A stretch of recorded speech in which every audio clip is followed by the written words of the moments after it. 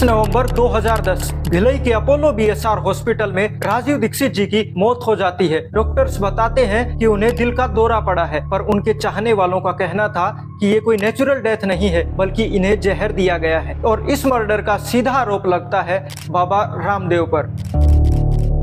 राजीव दीक्षित का जन्म 30 नवंबर 1967 को उत्तर प्रदेश में अलीगढ़ जिले के गांव नाव में हुआ था। शुरुआती पढ़ाई फिरोजाबाद से करने के बाद वो बीटेक करने के लिए इलाहाबाद चले गए थे। वो कहते थे कि उन्होंने एमटेक आईआईटी कानपुर से किया है और फ्रांस से पीएचडी। उनकी इन स्टेटमेंट्स पर भी काफी कंट्रोवर्सीज होती रही, क्योंकि साल 2015 में एक आरटीआई के जवाब में आईआईटी कानपुर ने राजीव दीक्षित नाम के किसी भी स्टूडेंट के होने से इनकार कर दिया था। राजीव दीक्षित पहली बार सुर्खियों में अपने कॉलेज के समय पर आए, जब उन्होंने भोपाल गैस ट्रेजेडी के खिलाफ आंदोलन किए और यूनियन कार्बाइड कंपनी के ओनर वॉरेन एंडरसन को अरेस्ट करने की मांग की।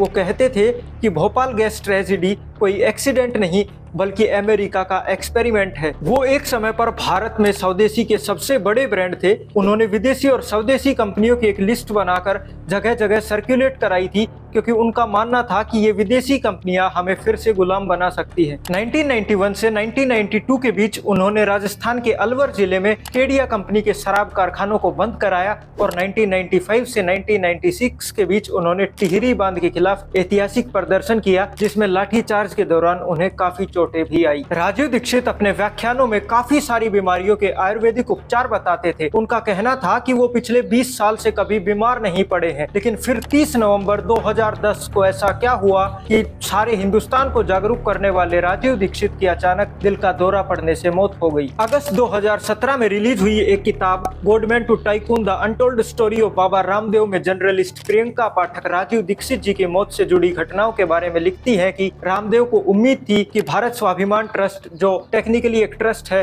वो एट द एंड एक पॉलिटिकल पार्टी में बदल दिया जाएगा। रामदेव की बढ़ती महत्वाकांक्षाओं के साथ राजीव दीक्षित का महत्व भी बढ़ गया और वो रामदेव के विश्वसनीय राजनीतिक गुरु बन गए। लेकिन इन सब से आचार्य बालकृष्ण और राम भरत बिल्कुल भी खुश नहीं थे। राजीव दीक्षित के लंबे समय से सहयोगी रहे मदन दुबे ने कहा कि उन्हें निश्चित ही परेशानी हुई होगी, क्योंकि उस जुलाई जब मैंने उनसे पूछा था कि क्या मुझे भी भारत स्वाभिमान आंदोलन का सदस्य बनना चाहिए, तो उन्होंने मुझसे इंतजार करने को कहा था। उन्होंने कहा कि वह खुद निश्चित नहीं है, और इससे मुझे लगा कि कुछ तो चल रहा है। 30 नवंबर 2010 को राजीव दीक्षित दिल का दौरा पड़ने के बाद छत्तीसगढ़ के शहर बेमेतरा के आर्य एक समाज गेस्ट हाउस में बंद बाथरूम में गिर गए। हालांकि उन्हें पास के हॉस्पिटल में ले जाया गया, पर वो रात भर जीवित नहीं रहे।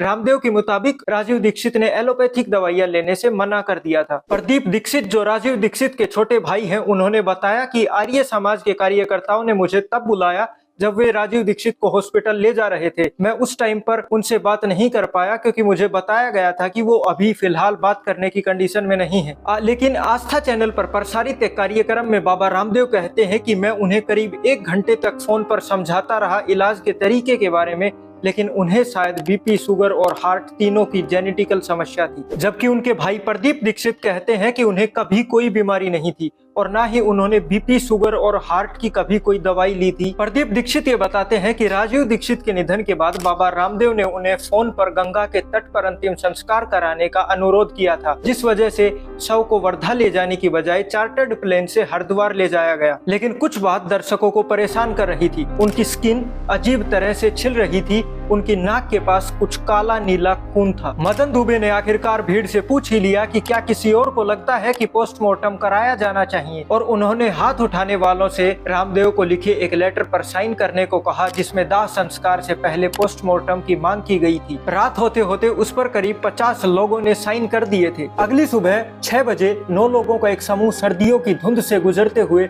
बाबा रामदेव के पास वो लेटर लेकर गया, लेकिन गार्ड ने उन्हें उस 2 मंजिला बिल्डिंग में जाने से मना कर दिया, जहां उस समय बाबा रामदेव रहते थे। मदन दुबे ने गार्ड से कहा कि ठीक है, बाबा रामदेव को जाकर कह दो कि अगर वो हमसे नहीं मिलेंगे तो राजीव दीक्षित के शव का अंतिम संस्कार नहीं करने दिया जाएगा। आखिरकार सुबह 7:30 बजे बाबा रामदेव एक मीटिंग के लिए राजी हुए और दुबे और उनके सहयोगियों को बुलाया, लेकिन उनके सेलफोन छीनने के बाद, ताकि कुछ भी रिकॉर्ड ना किया जा सके। दुबे कहते हैं कि उस पूरी मीटिंग के दौरान बाबा रामदेव हमारी पोस्टमार्टम कराने की मांग को यह कहकर टालते रहे कि पोस्टमार्टम कराना हिंदू धर्म के खिलाफ है। और अंत में हमारे न मानने के बाद बाबा रामदेव ने हमें एक सुझाव दिया कि हम उस हॉल में जाएं जहां राजीव दीक्षित का शव रखा हुआ था और वहां मौजूद लोगों और दीक्षित परिवार से उनका सुझाव पूछें। पर दुबे के वहां पहुंचने से पहले बाबा रामदेव अपनी कार लेकर हॉल में पहुंच चुके थे। उन्होंने हॉल में जाकर चिल्लाकर कहा कि कुछ लोग मुंबई से आए हैं और वे चाहते हैं कि हम राजीव दीक्षित जी का पोस्टमार्टम करें, पर हिंदू धर्म में इस प्रकार शव को काटने की अनुमति नहीं है। पर हॉल में मौजूद लोगों में से डॉक्टर सुमन भी थे